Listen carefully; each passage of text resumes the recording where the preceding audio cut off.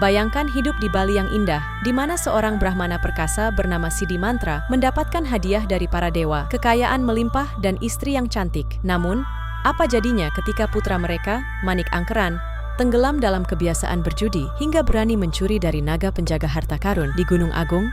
Ikuti kisah penuh petualangan dan drama ini, di mana keserakahan, penyesalan, dan keajaiban membentuk asal-usul Selat Bali. Jangan lewatkan kisah epik ini. Tekan tombol like, subscribe, dan nyalakan lonceng notifikasi untuk terus mengikuti cerita-cerita menarik lainnya hanya di channel YouTube Pewaris Cerita.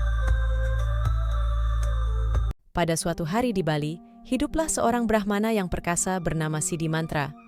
Sang Hyang Widya atau Batara Guru memberikan hadiah berupa harta kekayaan dan seorang istri yang cantik kepada Brahmana tersebut. Setelah bertahun-tahun menikah, mereka dikaruniai seorang putra bernama Manik Angkeran. Manik Angkeran tumbuh menjadi seorang pemuda tampan dan cerdas. Sayangnya, ia memiliki kebiasaan buruk yaitu berjudi. Kerap kali kalah, Manik Angkeran mempertaruhkan barang-barang milik orang tuanya. Bahkan, ia tidak malu meminjam uang. Ketika hutangnya menumpuk dan tidak mampu membayarnya, ia memohon bantuan kepada ayahnya. Siddhimantra berpuasa dan berdoa memohon pertolongan dari para dewa. Suatu hari, ia mendengar sebuah suara yang berkata, "Siddhimantra, ada harta yang dijaga oleh naga bernama Naga Besukih di kawah Gunung Agung. Pergilah ke sana dan mintalah sebagian dari harta karunnya." Siddhimantra pun melakukan perjalanan ke Gunung Agung, melewati berbagai rintangan. Setibanya di tepi kawah Gunung Agung, ia duduk bersila dan membunyikan bel sambil membaca mantra, memanggil Naga Besukih. Tak lama kemudian, naga tersebut muncul. Setelah mendengar permohonan Siddhimantra, Naga Besukih menggeliat dan dari sisik-sisiknya keluar emas dan berlian. Siddhimantra mengucapkan terima kasih dan kembali pulang dengan membawa harta tersebut. Sesampainya di rumah, Siddhimantra memberikan harta yang diperolehnya kepada Manik Angkeran dengan harapan putranya akan berhenti berjudi. Namun, Manik Angkeran menghabiskan seluruh harta tersebut dengan cepat. Tak lama kemudian, ia kembali meminta bantuan ayahnya. Namun, Siddhimantra yang kecewa menolak permintaan putranya. Tidak putus asa, Manik Angkeran mencari tahu asal harta tersebut. Ia akhirnya mengetahui bahwa harta itu berasal dari Gunung Agung. Menyadari bahwa ia harus membaca mantra untuk mendapatkan harta itu, namun tidak pernah belajar tentang doa dan mantra, ia memutuskan untuk membawa bel yang dicuri dari ayahnya saat Siddhimantra sedang tidur. Setibanya di kawah Gunung Agung, Manik Angkeran membunyikan bel, menggema hingga memanggil Naga Besukih. Rasa takut menyelimuti Manik saat melihat naga itu muncul di hadapannya. Naga Besukih berkata, "Aku akan memberikan harta yang kau inginkan, namun kau harus berjanji untuk mengubah perilakumu. Jangan lagi berjudi." Ingatlah hukum karma. Manik Angkeran terpesona oleh kilauan emas, berlian, dan permata yang berlimpah di hadapannya. Namun, keserakahan menguasai hatinya. Ketika Naga Besukih berbalik untuk kembali ke sarangnya, Manik Angkeran dengan licik menebas ekor sang naga. Ketakutan, Manik segera melarikan diri dengan membawa harta tersebut.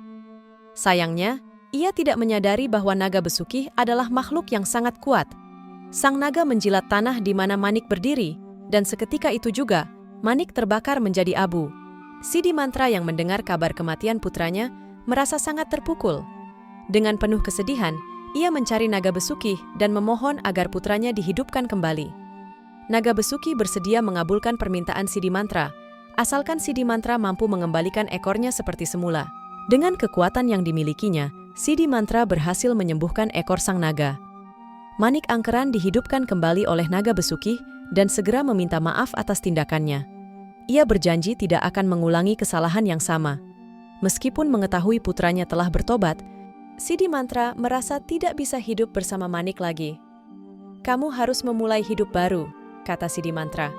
Dalam sekejap, ia menghilang dan di tempatnya muncul mata air yang semakin besar hingga membentuk laut. Dengan kekuatan gaibnya, Siddhimantra menciptakan garis pemisah yang membelah daratan, memisahkan dirinya dari putranya. Kisah inilah yang menjadi asal-usul Selat Bali, yang memisahkan Pulau Bali dari Jawa. Kisah Siddhimantra dan Manik Angkeran menggambarkan perjalanan hidup yang penuh dengan ujian dan pembelajaran. Siddhimantra, seorang Brahmana yang kuat dan bijaksana, mendapat harta dari Naga Besukih untuk membantu putranya yang terjerat dalam kebiasaan buruk berjudi. Namun, meski telah diberikan kesempatan kedua, Manik Angkeran tetap dikuasai oleh keserakahan, yang akhirnya membawanya kepada kematian. Dengan cinta dan kesedihan seorang ayah, Sidimantra memohon kepada naga untuk menghidupkan kembali putranya. Meski akhirnya dihidupkan kembali, Manik harus hidup terpisah dari ayahnya yang menciptakan Selat Bali sebagai pemisah mereka.